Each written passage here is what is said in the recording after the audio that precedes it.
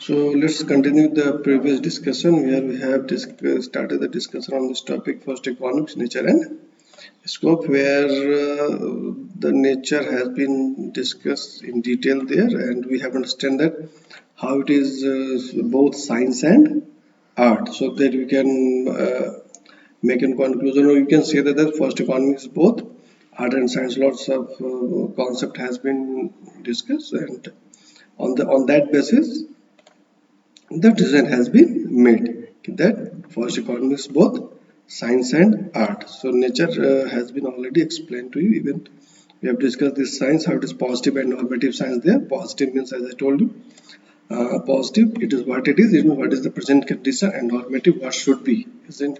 These are the basic notion of positive and normative that one should always keep in mind. Just as I given the simple example, the current situation of forest, or the current condition you have seen the forest, and the normal forest, it means what the forest should be, like that, isn't it? So that is normative approach. Positive, what is in a current position, right? So we have already explained, and the things has been already discussed in detail in that particular class. So today we'll discuss this first economics scope. Scope means where we can apply the concept of first economics, up to what extent, right? That is the scope, isn't it? This is the first this is the meaning of a scope one need to understand, where application and extent, where we can use the concept, and up to what extent we can use the concept of forest economics, or whatever the simple principles or certain kind of theory or practice that has been there in the first economics. So what is there, the application part, and up to what extent we can use those principles to resolve the issues related to the forest resource, right? So there are some scope where you can use the concept of forest economics. So we need to understand one by one. So first is allotment of forest land. Allotment of forest land, isn't it? It means how we can the allotment means how we can use the available land of forest in multi-purpose use or any selective use. Just for example, see, we have a piece of forest, or we have a simple forest area, right? So either we can convert that forest area as a protection forest, or we can make that forest area as a production forest, or you can practice commercial forestry there, or we can have a certain kind of social forestry involvement there, or we can do that we can use that forest for the protection of environment or the rendering of climate there. So these are the certain kind of situation we have where we can use a a single piece of forest, and like that, right? Isn't it? We have a certain forest area, for example, this is X. So we can use the same forest area in a various way. So we need to understand how we can allot it, whether do we have to make the forest as a protection or production or commercial, and so on, right? So there are certain forest economics principles that we will discuss later on, right? On the basis of that, we can make a decision, right? What kind of forest land we have to make, that is allotment of forest land, right? Then selection of suitable tree crops, right? Now that's also important there, because when the allotment has been made, if it is a protection forest, for example, if protection forest will be that, obviously the selection of species should be like that, so that the species can be useful for curtail the soil erosion, or you can isn't it, or you can say that that can be used for regulation of water supply there, isn't it? So we have to select the tree crop. So as I give an example, if it is a protection, so we can have to select the species on that. If it is commercial, so we can have a species, some fast growing species, or where the rotation can be minimized, isn't it? So these are the selection of tree. Then we have employment potential, that is also very important, right? It means here we need to understand the extent of employment. It means if we have a forest, so how much or how many employment opportunity can be generated through the forest resource that is available there, right? So as I told you, you just understand one by one. Allotment is there, then selection of suitable, right? So on the basis of that, employment has to be generated, isn't it? Then you have a utilization of forest product. Again, this is very important. Utilization, as I told you, intensive utilization. Basically, we need to understand intensive utilization of both major and minor forest product. Whatever the forest product we are getting from the forest, we should have an intensive utilization. Intensive, it means, and we have to also have use the feature sustainability. Sustainable should be there, and intensive use means we have to minimize the losses, right? Or minimizing the waste utilization. So in this way we have to use the forest product there. And then stress on plantation activity, that is important, because of this we can generate more employment potential, right? If there will be a more and more employment activity will be there, then obviously this activity should have a very labor intensive in this should be labor intensive, right? And that because of this labor intensive we have a more employment generation. Okay, what the question for this vicinity of market is, no, it is not necessary. It is not necessary. See, if there is any market in vicinity of Sir, this but thing, for proper utilization, hmm? sir, but for proper utilization, there must be vicinity of market. No, it is not necessary. If you have a certain kind of transportation facility, or if you have, you can say that if you are making any kind of road, that the basic, if the basic infrastructure is available there, then it is not necessary that we need a market in nearby place, right? So generally nowadays this kind of facilities almost all of the forest we have, at least there is certain kind of, even the mud road is available there.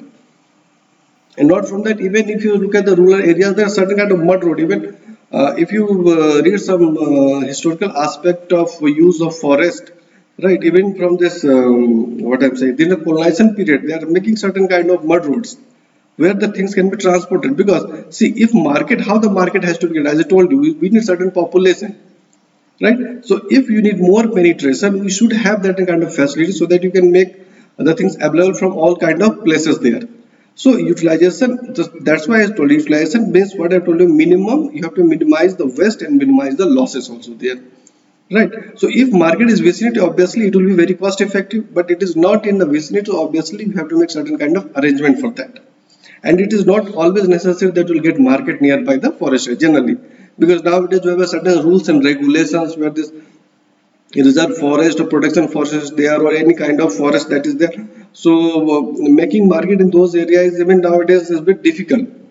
But now the government is making basic infrastructure like roads or some other kind of transportation facility where you can transport the goods forest to some other place itself. Now it is clear, right Samjana? I hope the things clear to you. Sir, yes, sir. Thank you, Okay. sir. Now, so as I told you, this stress on plantation activity. Why the stress should be given the plantation activities? Because this plantation activity is bit labor intensive. It means you need more and more labor there, and not only the daily labor. You need some permanent labor. You need some professionals there, isn't it? So if more plantation activity will be there, it means more employment opportunity can be generated, right? Then another thing is value addition. This is important, as I already explained to this, value addition to the forest product. So see, you can understand the value addition in both ways. You have to make certain kind of innovation, and through this we can raise the price, right? So value addition means that you have a piece of, for example, just we have a piece of timber that we are getting from the forest.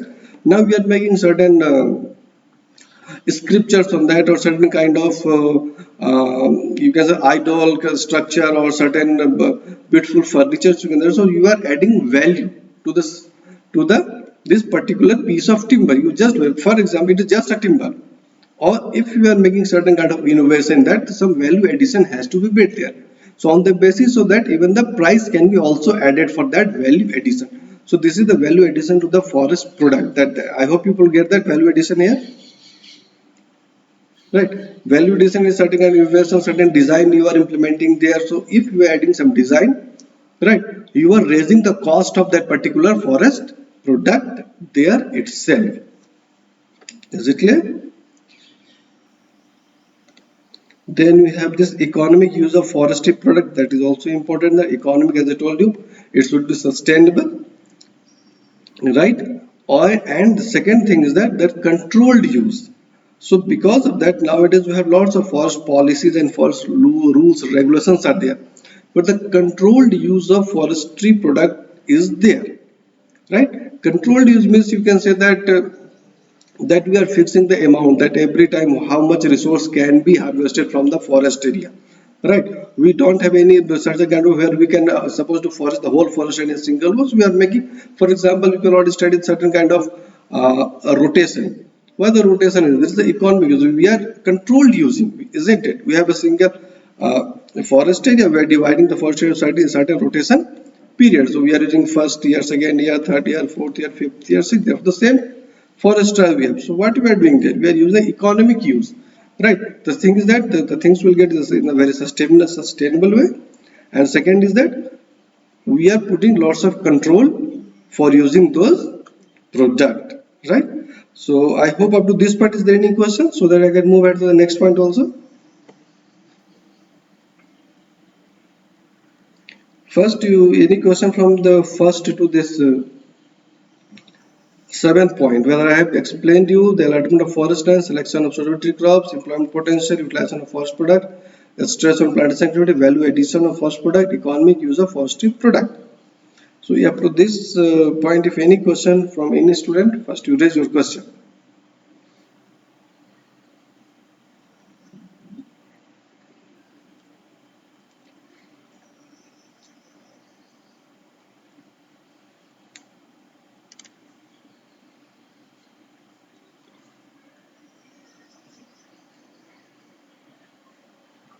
You said the value addition to the forest product we're talking about, right? So here one need to understand, value means you are adding some extra feature, right?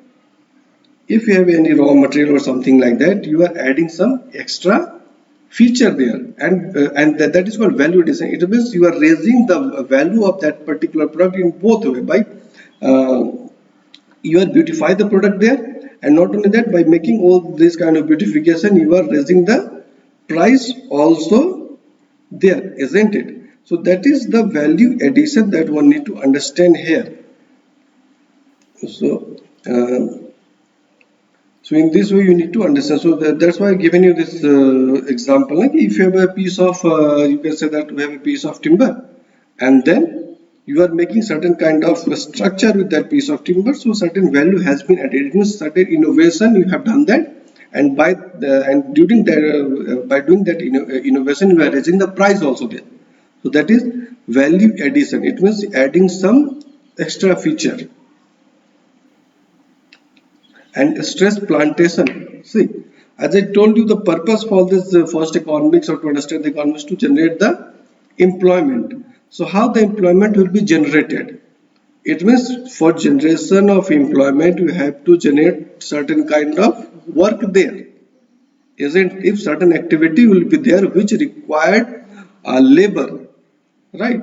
Or which require human resource to execute the plan, then we can generate the employment. So if more and more plantation activity will be encouraged, then what will happen? Because of plantation, right, more labor is required, both professional and non-professional also.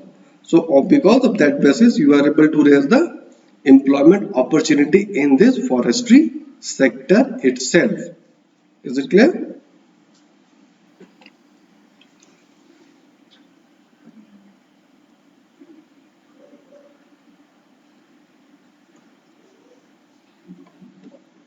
Fine. So now any more question from anyone?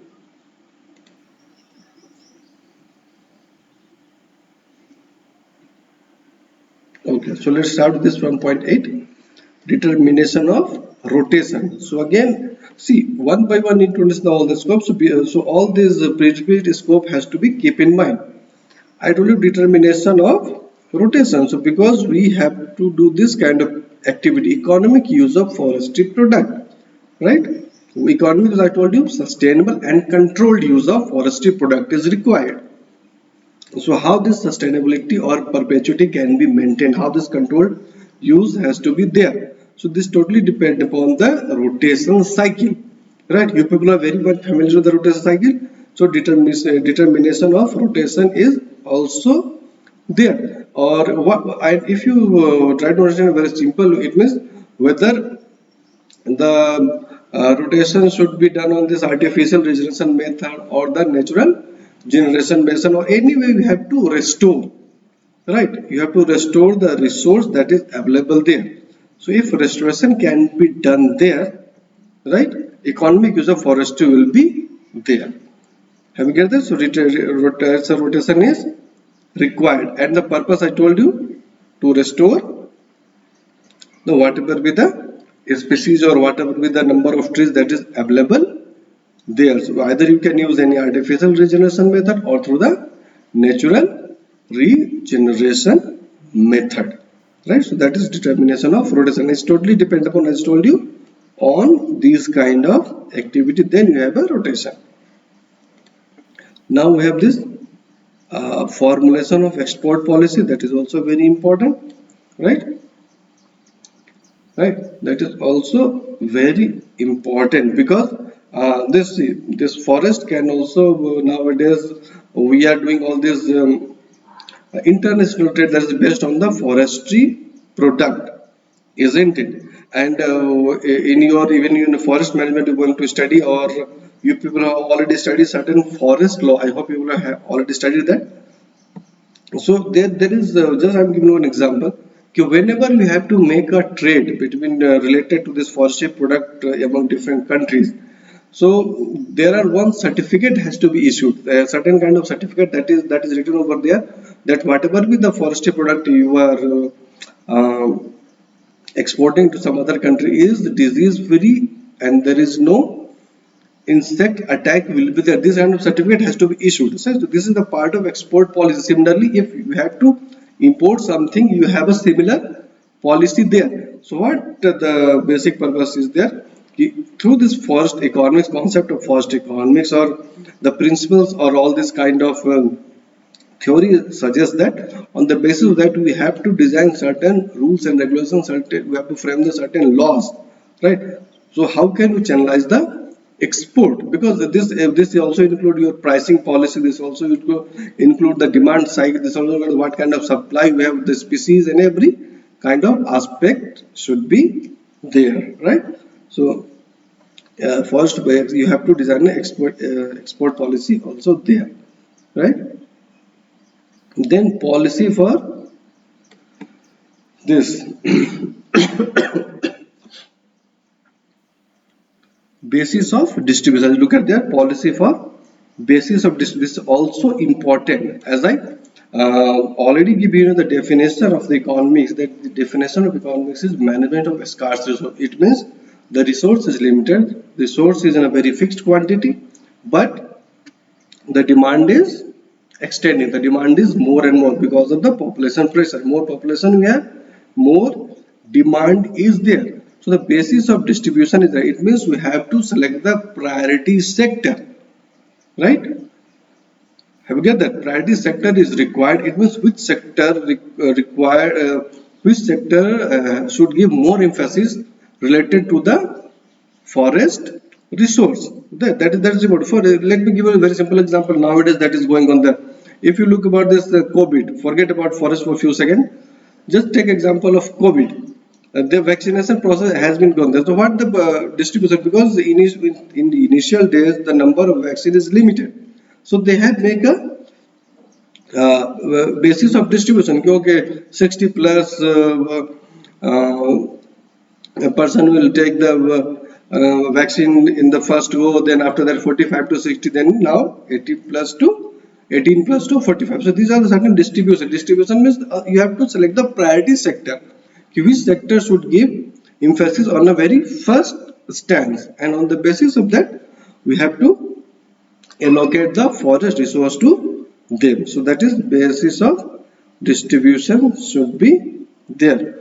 Now to analyze people's participation, that is very important again, to analyze the people participant. What's the thing that we need to understand here? Here we need to understand how people are willing to involve themselves or even participate themselves in forest as well as the wildlife management.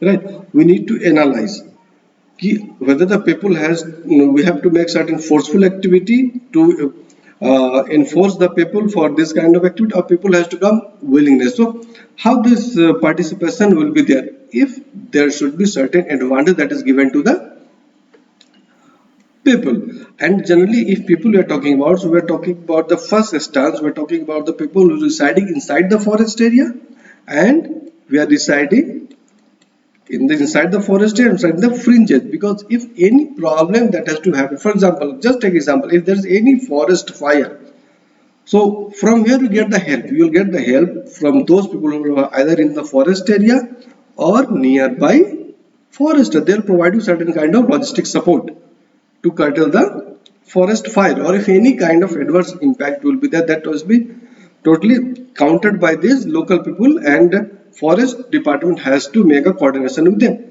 But the question is that why people supposed to participate? That is the question, right? So where you have to analyze how you have to make certain arrangement so that people get encouraged themselves to participate, right? It means if you are providing, or the forest through the, if certain laws are there, or if the department is giving certain kind of incentives, right, not only in terms of cash only, in terms of kind also. It means if you are allowing people uh, or the locals to get certain water resource without any kind of hassle, or without any kind of paying any kind of fees to the department, right? Obviously when there is any kind of, if you need a help, you'll get a people participation there. So we need to analyze this aspect also there. So let me give you a very simple example. If you ever get a chance to visit this Kerala forest, or the forest in the southern part of our country, so they have makes one eco development committee, right? And this committee constitutes the locals, right? Only the locals, either the tribals or the people nearby the, and and what the use of all this eco development committee? So the eco development committee is supposed to manage all this recreational activity related to the forest. Forest department is not going to channelize that. So locals getting benefit from the forest, and in return also they are supposed to safeguard the whole forest area. Not only that, even in the tribal area, right? The tribals are have a right to get one tree per year from the forest area for their own use. Either they can make whatever the use they want to do. They can use for making their house, they can use for furniture. But every year they are getting one tree there, right? So if the advantage will be there, obviously people are going to participate, right? And so we have to analyze all these aspects there. So people involvement will be there. So economics will give you this kind of insight also there. Then after that, these are the very simple notation. Protection of endangered species. Obviously we have to protect the species also there. And then forecasting the future requirement of forest product is also there. So on the basis of this principle, certain tools, certain models are there in the forest economics, on which we can predict, or you can estimate the requirement of future, right? Because we all know that population is growing exponentially, so demand should be there. So how much demand should be there, and how much supply can be made or will be made in future, is the this kind of models we will get from the forest economics. So these are the scope, as I told you, it means area and extent of use of the concept of forest economics. So this all about this scope of features. So now if you have any question from anyone up to this point, you people are free to ask from this part also. Any question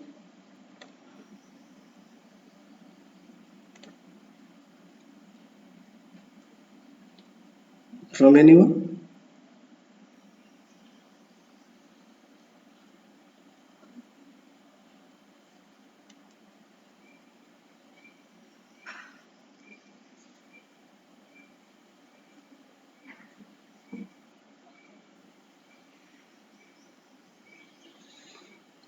Okay then, so let me move to the next thing.